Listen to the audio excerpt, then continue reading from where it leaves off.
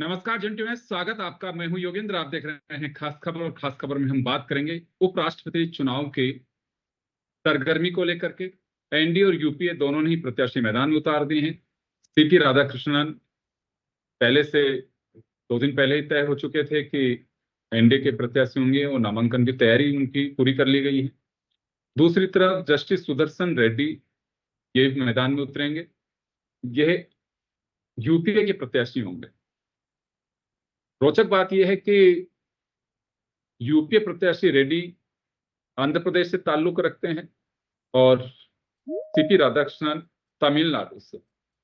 ये मैं इस वजह से कह रहा हूं कि यूपीए का प्रमुख घटक दल तेलुगु देशम पार्टी,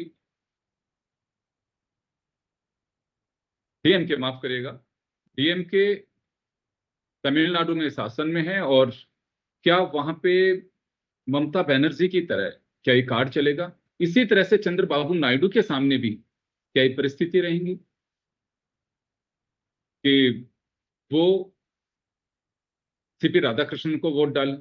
क्योंकि ममता बनर्जी एक नजीर पेश कर चुकी हैं, लेकिन मानना नहीं मानना राजनीतिक दलों का काम है, वो मानते हैं कि नहीं मानते हैं। लेकिन एक चर्चा है कि दोनों के सामने ही पशुपेश की स्थिति रहेगी।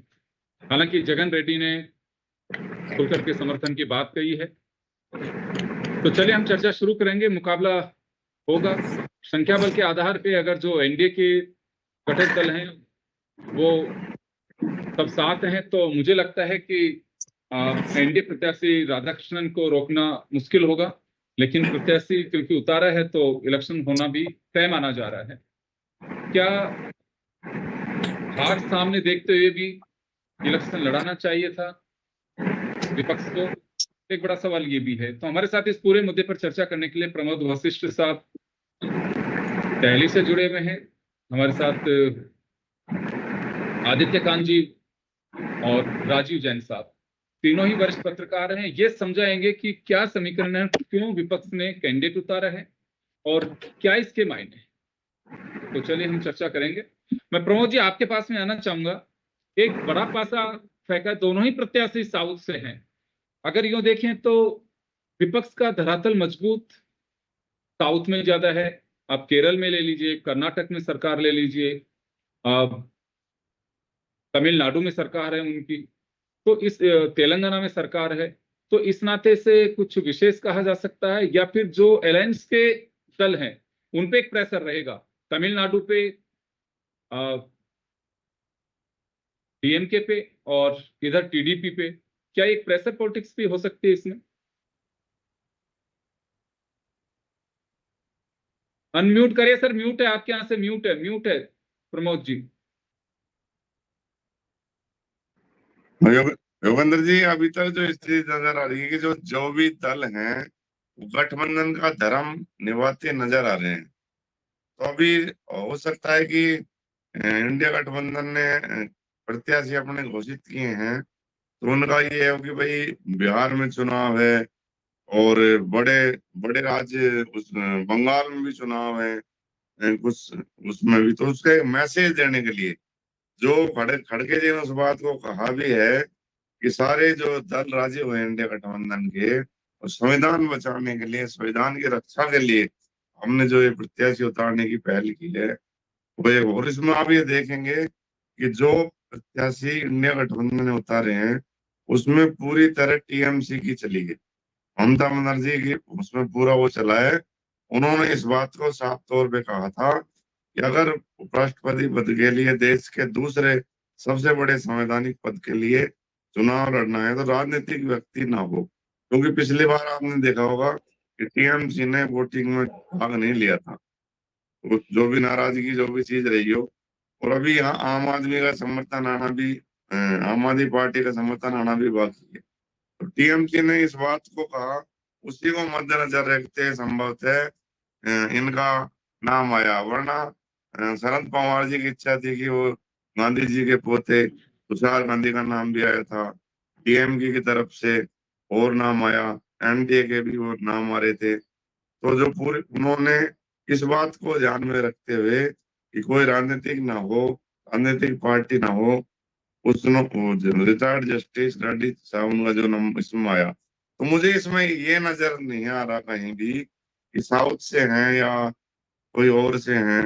ऐसी चीज का अभी कोई वो नहीं आ रहा। संख्या बल के आधार पर जो करीब 31 वोट का जो अंतर आ रहा है, तो इससे हो सकता है कि इससे ज्यादा ही हो जाए। पिछली बार आप देखें कि मार्गरेट अलवा और इनके बीच में जो मुकाबला हुआ था, तो उसमें शायद 500+ वोट ये लेने में कामयाब हो गए थे। तो ये तो अलग बात है कि 58 सांसद जो किसी भी दल में यहाँ नहीं है, वो भी इसमें वोटिंग करेंगे, कुछ सीट खाली पड़ी है।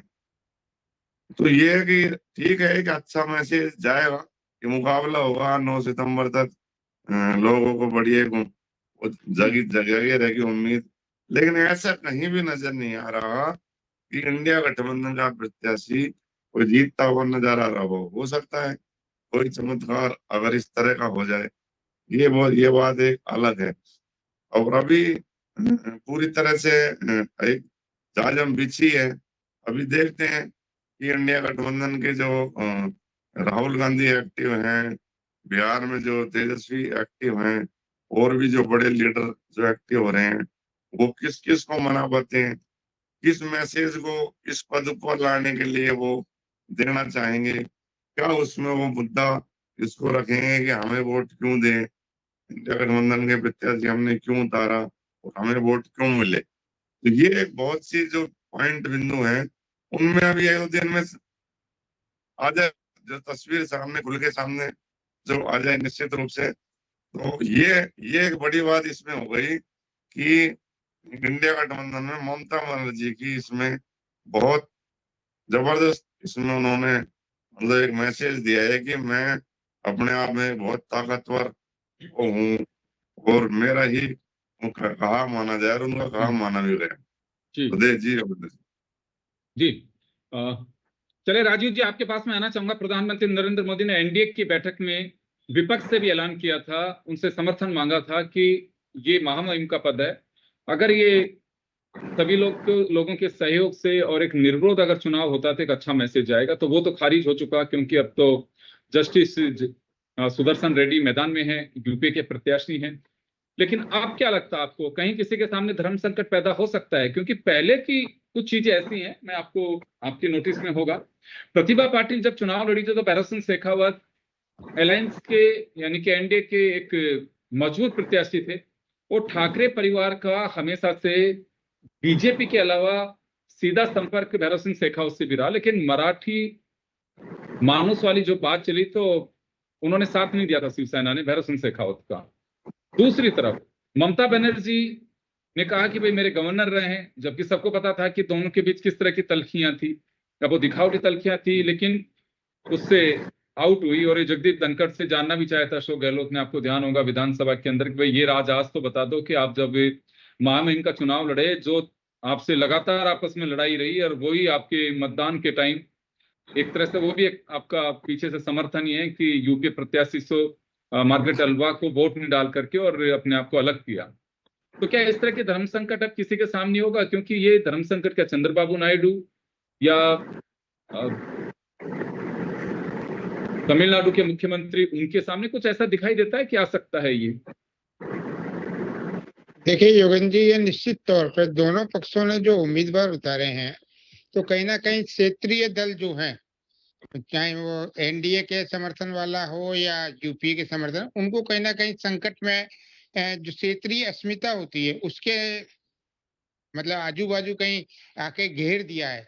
जैसे एनडीए ने जो अपना उम्मीदवार दिया वो तमिलनाडु के हैं, जो वहां की जो डीएमके पार्टी है जो इंडिया गठबंधन में है, वो उसके सामने धर्म संकट है। हालांकि उसने इंडिया गठबंधन के समर्थन देने की बात कही है भाई औपचारिक तौर पे, तो लेकिन कहीं ना कहीं जो क्षेत्रीयता की बात आती है तो वो उसके सामने संकट है।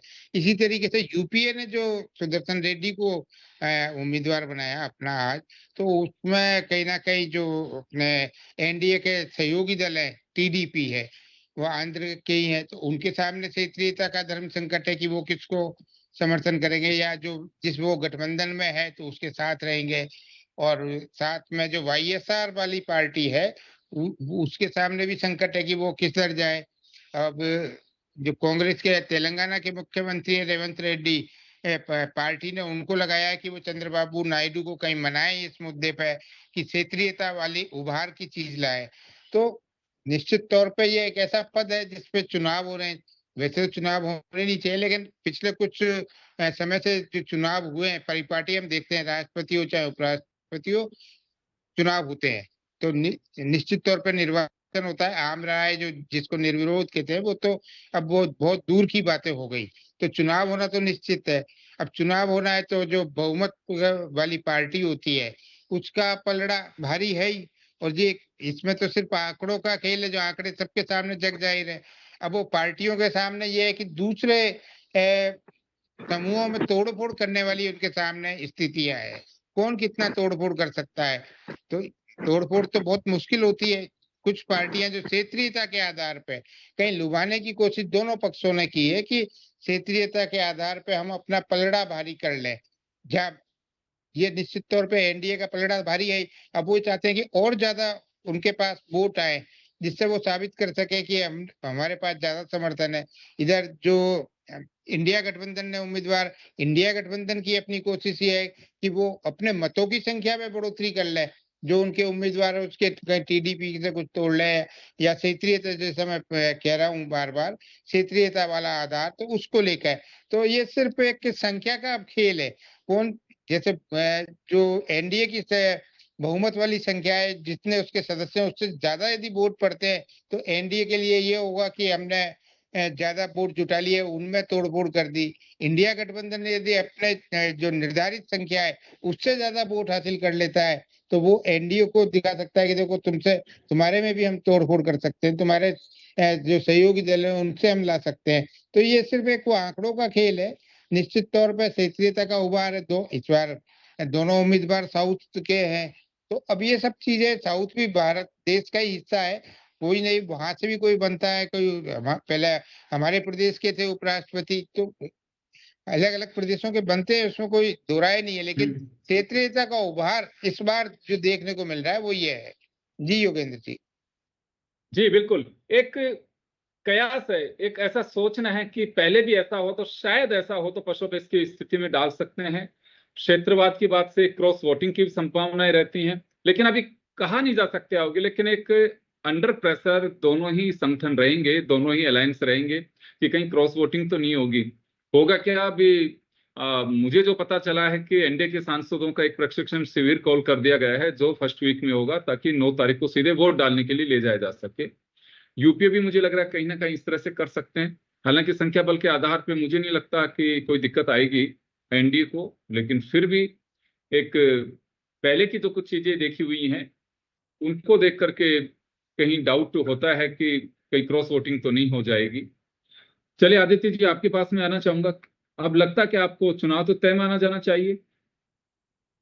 बिल्कुल योगेंद्र जी, जो इसमें देख के तो कोई ऐसा किसी को डाउट नहीं लग रहा है कि जिस तरह से पहले राजीव जी भी कह रहे थे और प्रमोद जी भी कह रहे थे। लेकिन इसमें एक जो सिंबॉलिज्म के हिसाब से अगर हम देखें या लार्जर पिक्चर जो नजर आती है, उसमें ये बहुत सिग्निफिकेंट है कि साउथ के जैसे सीपी राधाकृष्णन जी हैं, वो ओबीसी कैंडिडेट हैं, तमिलनाडु से आते हैं, और मैं यही देख रहा था कि अभी 1-2 सालों में वहां पे इलेक्शंस भी होने हैं, तो इस चीज का कितना इम्पैक्ट उस पे भी होगा। हालांकि अभी तक जब तक रिजल्ट नहीं आए हमें नहीं कहना चाहिए, बट अगर जो हमें नजर आ रहा है सामने कि जिस तरह से उनकी जो सिलेक्शन हुआ है उसमें बहुत सारी चीजों को लगता है ध्यान में रख के उनका कैंडिडेचर बीजेपी ने डिसाइड किया है। तो मुझे ये लग रहा है कि इसके जो बड़े मायने होंगे वो एक बड़ा इंटरेस्टिंग जो अनफोल्ड होगा पॉलिटिकल सिनेरियो इलेक्शंस के हिसाब से, वो बड़ा इंटरेस्टिंग होगा। जैसे सीपी राधाकृष्णन जी हैं, वो ओबीसी कैंडिडेट हैं, वहाँ की एक गोविंदारा ऐसी कोई कम्युनिटी उससे आते हैं जिनका रिप्रेजेंटेशन है, और साउथ इंडिया से मेरे ख्याल से पहले वाइस प्रेसिडेंशियल कैंडिडेट हैं जो नॉमिनेट हुए हैं। तो बीजेपी जो अभी तक एक हिंदी हार्टलैंड में जिनकी पकड़ रही है, ये नॉर्थ और वेस्ट में, तो एक वाइस इनको प्रेसिडेंट सर पहले भी मिस्टर नायडू रह चुके हैं, जो ओबीसी शहरी विकास ओबीसी कैंडिडेट साउथ से मेरे ख्याल से नहीं रहे हैं उसमें। तो इसमें अब ये होगा कि बीजेपी को, मुझे लगता है कि जो स्कोप है वो अपना एक्सपैंड करने का उनको एक स्कोप नजर आ रहा है साउथ में। और जो एक कहीं पे जो अंडर करंट्स थे बीजेपी के लिए साउथ से जो रहे हैं, जो उनकी थोड़ी इनसिक्योरिटीज उस तरफ से रही है, मुझे लग रहा है उसको कंसोलिडेट करने का या एक एक्सपैंड करने का एक ये अटेम्प्ट है बीजेपी की तरफ से। जो, और मैं ये सीपी राधाकृष्णन जी के बारे में, और वो बहुत सारी चीजों को अभी उसमें फिट बैठ रहे हैं अगर आप देखें। एक तो वो आरएसएस, बीजेपी उनकी पुरानी एसोसिएशन रही है, और उनको शायद वाजपेयी ऑफ कोयम्बटूर के नाम से भी जाना जाता था, क्योंकि वो बड़े नॉन कन्फ्रंटेशनलिस्ट अप्रोच के रहे हैं। दूसरी तरफ अगर आप देखो तो सीपी, ये रेड्डी जी है, इनको भी देखें अगर आप, तो कांग्रेस ने अपनी वही जो मुहिम अभी चलाई है उसी को इन ए वे, इंडिया अलायंस, अगर मैं कहूँ इंडिया अलायंस, उसी को कैरी फॉरवर्ड कर रहे हैं। और इन्होंने एक ऐसी फिगर को रिप्रेजेंट कर रहे हैं जो कि एक कॉन्स्टिट्यूशनल, एक उसमें एक बड़ी अथॉरिटी रह चुके हैं, उसको ही कैरी फॉरवर्ड कर रहे हैं। तो ये मुझे इसके बाद, इलेक्शंस के रिजल्ट्स के बाद की जो पॉलिटिक्स है और वो जो अनफोल्डिंग सिनेरियो है, वो ज्यादा कहीं इंटरेस्टिंग नजर आ रहा है होने के बाद। और इलेक्शंस में हालांकि जब तक रिजल्ट ना आ जाए, क्या कहना मुश्किल ही बिल्कुल होता है, बट फिर भी लग रहा है कि जिस तरह से बीजेपी ने अभी तक से, एनडीए ने अपने सारे इन एक एक स्टेप अब वो फूंक फूंक के कदम रख रहे हैं, तो मुझे नहीं लगता कोई बहुत मुश्किलात आने वाली हैं इनकी इलेक्शंस में। जी वीरेंद्र जी। बिल्कुल, यूं तो देखिए संख्या बल ही प्रबल होता है लोकतंत्र के अंदर, और उसके लिहाज से लगता भी नहीं है। प्रमोद जी, देखिए ममता बनर्जी की बात कही जाएगी या फिर शिवसेना की बात कही जाएगी, लेकिन ये अब आपको लगता है कि ये सब चीजें क्षेत्रवाद वाली चल पाएंगी? भूपेंद्र, क्षेत्रवाद की बात करें तो बीजेपी पूरी तरह से हावी है। आप पूछो कैसे, कि उन्होंने राष्ट्रपति भी साउथ से बनाया, यहाँ भी साउथ दे दिया, तो कितना बड़ा साउथ के लिए भारतीय जनता पार्टी ने एक बार एहसान कह के आया, अगर इस बात को माना जाए तो ये तो मुझको नहीं लगता कि ऐसी स्थिति सामने कोई आएगी। और ये चीज है ना, ये जो मिस्टर रेड्डी जो इन्होंने वो किया है, ये पॉलिटिकल आदमी नहीं है, ये पॉलिटिकल उड़ीसा को तो खैर अपन साउथ में नहीं काउंट कर सकते। साउथ का ये मैसेज है जीवन, साउथ का ही पूरी तरह से। अभी आप देखें कि जिस तरह से ये अभी राधा कृष्णन जी का अनाउंसमेंट हुआ, तो वो चला है जो एक मैसेज बना के पूरा, तो भारतीय जनता पार्टी ने भी और में भी, कि भाई एवरीवन, राष्ट्रपति एंड प्रेसिडेंट और वाइस प्रेसिडेंट फ्रॉम साउथ, ये जबरदस्त तरीके से चला हुआ है। उधर उधर एरिया का वो कर नहीं सकते, पर वो उसका मतलब एक एरिया उसी तरह से उत्तरी भारत है, जैसे उस तरह वो किया जाता है लोगों में। तो ये तो पता है कि उस तरह से नहीं होता, स्टेट का अलग थोड़ा सा भिन्न हो जाता है। लेकिन ये इतना, और मिस्टर रेड्डी कोई पॉलिटिकल आदमी तो है नहीं, वो तो हाई कोर्ट रहे, फिर वो मुख्य न्यायाधीश रहे उसके बाद, तो वो उनको इस बात का भी लाभ निश्चित रूप से नहीं मिलेगा। और राधा कृष्णन ने इतने बड़े आरएसएस आरएसएस का आज जबरदस्त चर्चा भी है कि 15 साल की उम्र से वो आरएसएस उन्होंने ज्वाइन कर लिया था, क्योंकि लाल किले से जो प्रधानमंत्री ने आरएसएस का जिक्र करा है, तो आरएसएस में बड़ा जोश है। तो आरएसएस को हारना भी, वो भी तो सक्रिय हो जाएंगे ना पूरी तरह से पूरे देश में, लॉबी उनकी भी सक्रिय हो जाएगी, किस तरह से राधा कृष्णन जी को चुनाव जिताया जाए। और जो पॉलिटिकल और इस गैर पॉलिटिकल बात करें तो ये संगठन लगेगा, तो कहीं कहाँ लगता है, मेरा तो मानना ये है कि ये तो जीत भी इनकी होगी, बल्कि जो इनका एनडीए के पास बहु है, जो संख्या बल जो क्रॉस कर रहा है 31 से भी ज्यादा में, ये शायद निश्चित रूप से निकल जाएंगे। क्योंकि एक वो होता है कि हवा का वोट का वो करता है, और सत्ता में पार्टी है। और फिर इस टाइम बड़ा नाक का सवाल इसलिए भी पड़ा हुआ है कि एक तो उनके चुनाव आयोग का मामला चल रहा है कि महाभियोग लाया जाए, हालांकि आ नहीं सकता इस सेशन में, 14 दिन का नोटिस देना पड़ता है।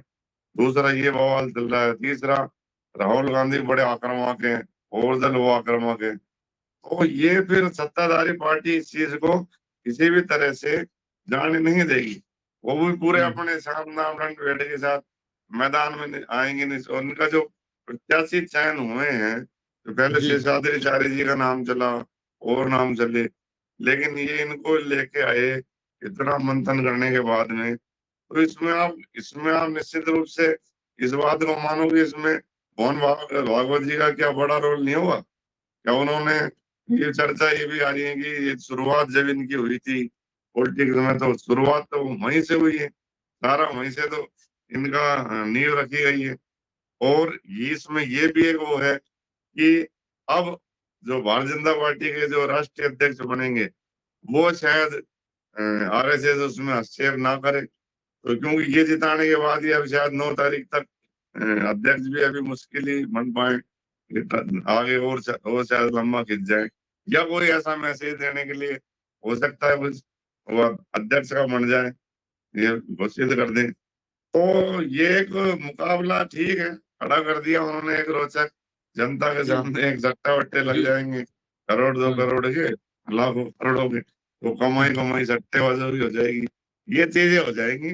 बल्कि मुझे नहीं लगता कहीं भी कि सत्ताधारी दल इसमें इंडिया गठबंधन सत्ताधारी दल को मात दे पाएगा, एनडीए को मात दे पाएगा, ऐसा देखिए कहीं सुविधा नहीं प्रमोद है। जी, वहां भी स्मार्ट लोग हैं, क्योंकि मार्गरेट अल्वा को कितने से वोट मिले थे लेकिन चुनाव लड़ाया, तो हाँ। ये तो तय है कि चुनाव तो लड़ाएंगे, कि वैसे वॉकआउट नहीं देंगे कि बिल्कुल।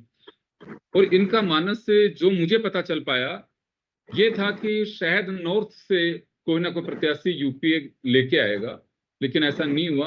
अब इसमें अगर यूपीए नॉर्थ से लेकर के आते हैं तो साउथ वाले मुख्यमंत्री, और जो अभी आदित्य कांत जी ने भी कहा कि 8 महीने का समय बचा है बस केवल तमिलनाडु के चुनाव में, वो एक प्रेशर होता टीडीपी पे, सॉरी माफ करिएगा डीएमके पे।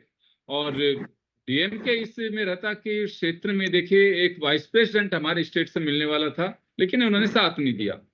तो राजू जी, एक प्रेशर पहले के कुछ हम उदाहरण पेश कर रहे हैं, लेकिन अभी ये जो संगठनों की स्थितियां बनी है अलायंस की, उसमें ये कोई चीजें मायने रखेंगी? देखिए, राजनीति में तो संकेतात्मक चीजें मायने रखती हैं। अब जिस तरीके से संकेतात्मक रूप से तमिलनाडु के सीपी राधा वो उनको दिया है, और इन्होंने आंध्रा के दिया, तो आंध्रा तेलंगाना जो उस तरीके के स्टेट है, तो उसमें कई संदेश देने का मकसद होगा इंडिया गठबंधन का। लेकिन पुरानी चीजें हैं, अभी कोई आने वाले समय में कोई जल्दी लोकसभा चुनाव भी नहीं है जिसका कोई असर हो। स्टेटों के चुनाव में तमिलनाडु का चुनाव है, तो वहां कितना असर पड़ेगा, ये एक देखने वाली बात है। वैसे ज्यादा कोई असर नहीं पड़ता। हम देखते हैं कि पूर्व में भी जो धनखड़ साहब को बनाया गया था, जब राजनीतिक क्या सोच के बनाया गया था, उसको कोई फर्क पड़ा क्या? आप और हम देख लेते हैं, राजस्थान में भाजपा को कोई लोकसभा चुनाव में कोई फर्क नहीं पड़ा। तो आम मतदाताओं पर जब चुनाव आते हैं, इन चीजों का बहुत कोई मायने नहीं रहता। लेकिन राजनीतिक दल संकेतात्मक रूप से इन चीजों को भुनाने की कोशिश जरूर करते हैं। यदि उनका दाब बैठ वही जाता मेरा है, भून सवाल है, जाए। क्या जब 8 महीने बाद तमिलनाडु में चुनाव होगा और वहां पे स्टालिन साथ नहीं देंगे, तो बीजेपी इस मुद्दे को उठाती है, तो आंध्र प्रदेश में उन्हें फिर डिफेंसिव उसमें आना पड़ेगा। तो यहाँ पे आपको लगता है कि इस मुद्दे को तूल दे सकते हैं, देंगे तो लोग पूछ भी सकते हैं कि फिर आंध्र प्रदेश में आपके सहयोगियों ने क्या किया? हाँ, वो चीजें हैं, वो एक मतलब कंट्राडिक्टरी है। दोनों दलों ने, दोनों पक्षों ने, जो चाहे सत्ता पक्ष हो चाहे विपक्ष हो, उन्होंने की क्षेत्रीयता वाली चीज जो फेंकी है, इसमें कहीं ना कहीं एक धर्म संकट जिसको कह सकते हैं, वहां के क्षेत्रीय दलों के सामने जरूर ला दिया। क्योंकि उन जो वहां के प्रमुख दल हैं, वो कहीं ना कहीं दोनों एक दूसरे के विपरीत छोर पे खड़े हुए हैं। लेकिन अब उनके प्रदेशों के उम्मीदवार हैं, तो उनके क्या है, अब ये तो राजनीतिक लोग हैं, ये अपना बचाव भी खूब अच्छी तरह जानते हैं। उन चीजों को बचाव में क्या चीजें करनी है वो भी कह सकते हैं, वो भी चीजें सामने आएंगी, अपन उन पर भी बहस करेंगे। तो इन राजनीतिक दलों का कोई मतलब वो नहीं कह सकते हम कि वो किस रूप में लेते हैं। लेकिन आम चुनाव जब होते हैं, तो मेरा ऐसा मानना है कि मतलब 80% तो कोई फर्क नहीं पड़ता आम जनता पर इन चीजों का। जी योगेश। बिल्कुल ठीक बात है, क्योंकि सीधे अगर हम बात करें तो राज्यसभा और लोकसभा के जो सांसद हैं उनको वोट डालना है, और संख्या बल के आधार से एनडीए के पक्ष में जाता है। लेकिन फिर भी चर्चा का विषय जो था, क्या दलों के सामने पशुपेश की स्थिति बनेगी, यही एक हम चर्चा कर रहे थे। तो मैं आदित्य कांत जी के पास में जाना चाहूंगा। सर, मीडिया रिपोर्ट्स, क्योंकि देखिए ममता बनर्जी का उदाहरण पेश होगा, सोशल मीडिया पे भी आप देख सकते हैं। उद्धव ठाकरे की भी बात सामने आ रही, जो प्रतिभा पाटिल के वक्त की जिक्र किया जा रहा है। तो अभी भी आपको लगता है कि मीडिया रिपोर्ट्स कुछ इस तरह की रहेंगी तो दोनों दलों पे प्रेशर आ सकता है। बिल्कुल योगेंद्र जी, मीडिया रिपोर्ट्स तो इस तरह की ही कुछ अलग से जो इंस्टेंसेस होते हैं जो स्टैंड आउट करेंगे उनके बारे में बात करेंगे। तो हम इस पॉसिबिलिटी को रूल आउट नहीं कर सकते कि इक्का दुक्का हो सकता है कि कोई ऐसा स्टैंड आउट करे। लेकिन ओवरऑल अगर हम देखें तो मुझे नहीं लगता कि इस तरह से, बिकॉज जिस तरह की हम पिछले 3-4 हफ्ते में बात करें, जिस तरह से इवेंट्स अनफोल्ड हुई हैं पॉलिटिक्स में, मुझे लगता है बहुत ही कॉशियस वे में चल रही हैं दोनों ही पार्टीज, और दोनों ही ग्रुप, रूलिंग पार्टीज की तरफ से भी जो एनडीए अलायंस है और दूसरी तरफ भी। तो इतना तो मुझे नहीं लगता कि ऐसा कोई इंस्टेंसेस आएंगे, लेकिन कभी भी हम रूल आउट नहीं कर सकते। लेकिन मैं एक चीज जरूर कहूंगा कि बेशक जो हमारे राजीव जी भी कह रहे थे या प्रमोद जी भी कहा था कि एक फर्क जो आने वाले इलेक्शंस में पड़ता है, बेशक लोगों की शॉर्ट मेमोरीज होती है, बट कुछ जो क्रिटिसिज्म होता है वो कई बार कर्टेल हो जाता है। कि जैसे एक टाइम में क्रिटिसिज्म बहुत आना शुरू हुआ था कि बीजेपी या एनडीए या इस तरह की जो रिप्रेजेंटेशन मिल रहा है, डेवलपमेंट हो रही है, वन साइडेड हो रही है। और जैसे बीच में हिंदी को लेके जब कंट्रोवर्सी हो गई थी, उस टाइम ये इशू बड़ा रेज हुआ था। तो मुझे लगता है इन इश्यूज को काफी हद तक जो इस तरह के जो नॉमिनेशंस हैं या सिलेक्शन हो जाती है, अब ये प्रेसिडेंट बन जाते हैं, वाइस प्रेसिडेंट, तो उन चीजों को काफी हद तक ये चीजें कर्टेल कर देंगी। तो इलेक्शंस में उतने बड़े मुद्दे ये नहीं बन पाएंगे जो कि एक टाइम में बहुत ही कैटेगरिकली बनाए जा रहे थे। और जिस तरह से जी पहले हम देखते थे कि साउथ को रिलेट ही किया जा सकता था कांग्रेस के साथ, साउदर्न स्टेट्स को। और हमें नहीं भूलना चाहिए कि जो 1/4 जो लोकसभा की नंबर ऑफ सीट्स हैं, ऑलमोस्ट मेरे ख्याल से 120 से ज्यादा सीट्स हैं, वो इन स्टेट से ही हैं। तो वो एक बहुत ही सिग्निफिकेंट नंबर है। तो कोई भी उनको इतने हल्के में नहीं लिया जा सकता। तो मुझे लग रहा है कि ये इंटरेस्टिंग होगा। और हम देखते हैं अभी किस तरह से ये लोग, अभी तो सबसे बड़ा इंटरेस्टिंग ये होगा, जैसे आपने बताया कि वो प्रशिक्षण शिविर के नाम से उनको इकट्ठा किया जा रहा है। तो दोनों ही गुट अभी अपने अपने इनके वोट्स को कैसे संभाल के रखते हैं और अपनी प्रतिष्ठा बनाए रखें कि कल को उनको किसी भी तरह की एम्बेरसमेंट ना हो, वो एक इंटरेस्टिंग होगा तो देखने के कहीं ना लिए। कहीं सर, ये पिछली कुछ चीजों को देखते हुए दोनों ही तरफ थोड़ा थोड़ा सा कहीं आपको लगता है कि डर रहेगा इस बात का कि बिल्कुल कहीं रहेगा। क्षेत्रवाद की आत्मा जागृत नहीं हो जाए कि हमारे प्रत्याशी हम क्यों ना वोट दें, ये तो देश का बिल्कुल एक ही पद बिल्कुल। है। जी बिल्कुल होगा। और ये भी इंटरेस्टिंग होगा कि जब वो उसके बाद वोटिंग के वक्त या उससे पहले जो ये क्षेत्र की पार्टीज हैं वो जस्टिफाई किस तरह से करेंगे अपने डिसीजन को, वो बहुत इंटरेस्टिंग होगा। और मेरे ख्याल से वो जो उनकी जो जस्टिफिकेशन होगी, वो एक इलेक्टरल इशू बन सकता है जो कि आने वाले इलेक्शंस में, कि उन्होंने उस टाइम इस मुद्दे को लेके ये बात की थी। बट इंटरेस्टिंग जी। होगा। हमें पता है कि नेविगेट करती हैं पार्टीज, लेकिन वो क्या जस्टिफिकेशन देंगी वो सच में ही हम लोग भी देखना चाहेंगे। जी योगेंद्र। बिल्कुल निश्चित रूप से, क्योंकि बड़ा दिलचस्प होगा इलेक्शन। कैंडिडेट्स की जो सिलेक्शन हुआ है वो वाकई एक सुर्खियां बटोरने के लिए काफी है। और फिलहाल हमने इस तरफ चर्चा इस मुद्दे को लेकर के की है कि क्या क्षेत्रवाद जागृत होगा, क्योंकि पुरानी कुछ चीजें इस तरह की हैं जो हमने यहाँ पे डिस्कस भी की है। तो उसे देखते हुए राजनीतिक दलों में, क्योंकि देखिए पार्टी के नहीं, वो एलायंस के दल है, तो उनमें से कोई हो भी सकता है, हर पार्टी को अपनी जीत दर्ज करानी है। अब ऐसे में क्या होगा ये तो चुनाव ही तय करेगा। लेकिन फिलहाल चर्चा का मुद्दा जो था उसको लेकर के अभी किसी ने खारिज भी नहीं किया है कि हम बिल्कुल इस कैंडिडेट के आने के बाद में हम हमारा रुख कायम रखेंगे या बदलेंगे, ये तो तय करेगा।